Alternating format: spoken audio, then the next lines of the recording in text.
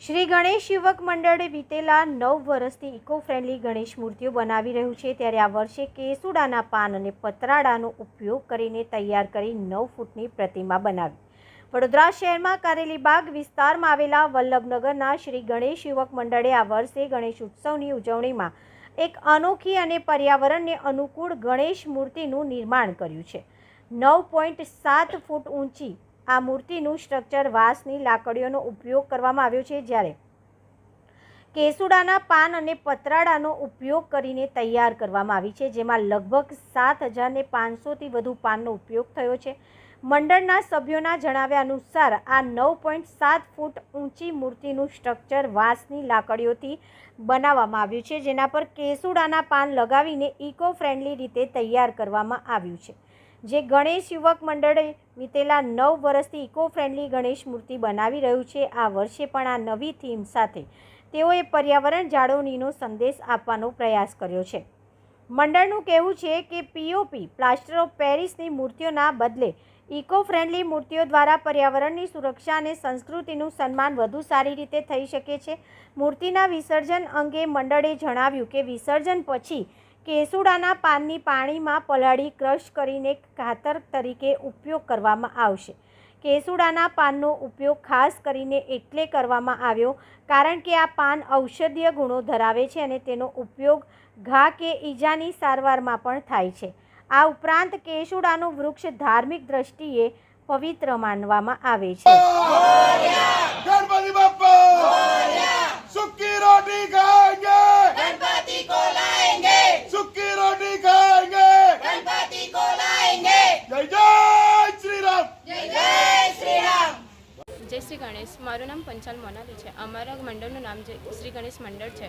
અમે લાસ્ટ 34 વર્ષથી અમે શ્રીજીની મૂર્તિની સ્થાપના કરીએ છીએ. લાસ્ટ 9 વર્ષથી અમે ઇકો ફ્રેન્ડલી મૂર્તિની સ્થાપના કરીએ છીએ. અમે આ મૂર્તિનું નિર્માણ કેસુડાના પાનથી કર્યું છે. અમે આ મૂર્તિના નિર્માણ માટે 7,000થી 7,500 કેસુડાના પાનનો યુઝ કર્યો છે. આ મૂર્તિનો અમને કોસ્ટ 7,500થી 8,000 જેટલો થયો છે. અને અમારું બસ એક જ કોન્સેપ્ટ છે કે બધા ઇકો ફ્રેન્ડલી મૂર્તિની સ્થાપના કરે જેનાથી પોલ્યુશન ના ફેલાય. પંચાલ મોનાલી. જય ગણેશ.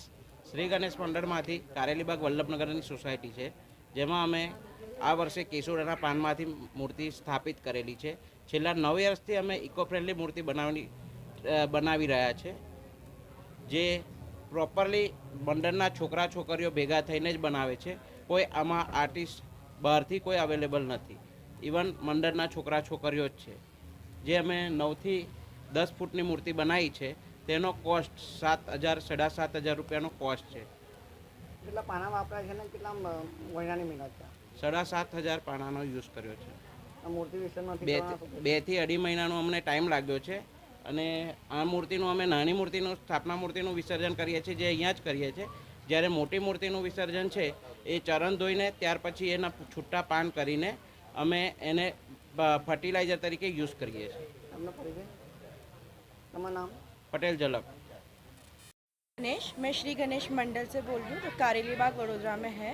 हम लोग हर साल इको फ्रेंडली गणपति बनाते हैं. पिछले 9 साल से हम लोग इको फ्रेंडली गणपति बना रहे हैं. इस साल हम लोग ने केसुड़े के पान से गणपति बनाए हैं. इस गणपति की मूर्ति का विसर्जन नहीं होगा. इनके पाँव पे हम पानी स्पर्श करके फिर सारे पान छुट्टे करके उसको क्रश करके हम लोग फर्टिलाइज़र की तरह सारे जितने भी सोसाइटी में पेड़ हैं उनमें यूज़ करेंगे. इससे हम लोग हमारे एनवायरनमेंट की तरफ एक अच्छा कदम उठा रहे हैं. और हम सबको यही संदेश देना चाहेंगे कि सब लोग इको फ्रेंडली मूर्ति बनाएं ताकि हमारा एनवायरनमेंट अच्छा रहे. तनिष्का सिंह. જય શ્રી ગણેશ. શ્રી ગણેશ મંડળ વલ્લભનગરથી વાત કરી રહી છું. અમે છેલ્લા 34 વર્ષથી ગણપતિની સ્થાપના કરી રહ્યા છે. એમાં 9 વર્ષથી પ્યોરલી ઇકો ફ્રેન્ડલી ગણેશજી અમે બનાવી રહ્યા છે. આ વર્ષે જે અમે ગણેશજી બનાવ્યા છે એ કેસુડાના પત્તામાંથી બનાવ્યા છે.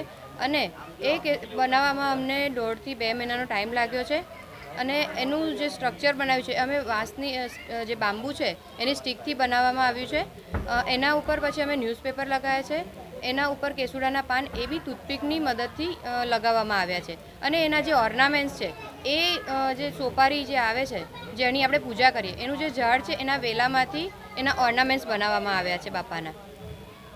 મહિલાઓને જેમ અને આમાં બહાર પ્રોફેશનલ આર્ટિસ્ટ એ કોઈ નથી. આમાં સોસાયટી અને મંડળના જે છોકરા છોકરીઓ અને નાના બચ્ચાઓ થઈ ભેગા મળીને આ મૂર્તિનું નિર્માણ કરેલું છે. નોકરી ધંધો કરીને તમે અને ઘરકામ કરો? હા, અમે એમાં બચ્ચા જે છે એ બધા સ્કૂલવાળા છે, કોલેજવાળા છે, અને અમે જે બધી લેડીઝ છે એ બધી જોબ કરે છે અને એ ઘરનું બી બધું હેન્ડલ કરે છે. એના પછી અહીંયા અમે લોકો રાત્રે 2-3 કલાક ટાઈમ આપીને અમે બાપાને નિર્માણ કરેલું છે. અને ઘણા ભાવિ ભક્તો બહુ દર્શન માટે અહીંયા આવી રહ્યા છે. આપનો પરિચય? કૃષ્ણા પટેલ.